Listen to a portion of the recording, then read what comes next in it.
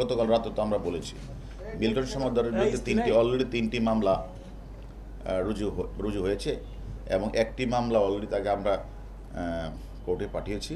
আমরা 7 দিনের রিমান্ড চেয়েছি।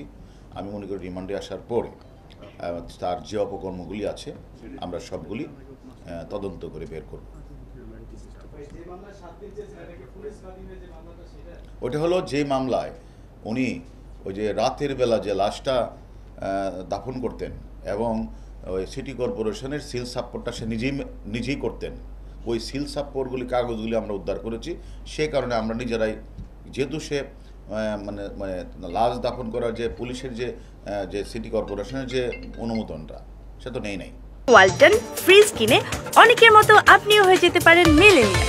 সেরা পণ্যের সেরা অফার না, সে নিজেই তো লিখে সাইন করে এই কাগজপত্র সিলগুলি আমরা তার কাছ থেকে উদ্ধার করেছি। এটা আমরা বাদী হয়ে একটা মামলা করেছি। আর আরও 2টা বাদী তারা অলরেডি মামলা রুজু করে ফেলে, থানায় আছে।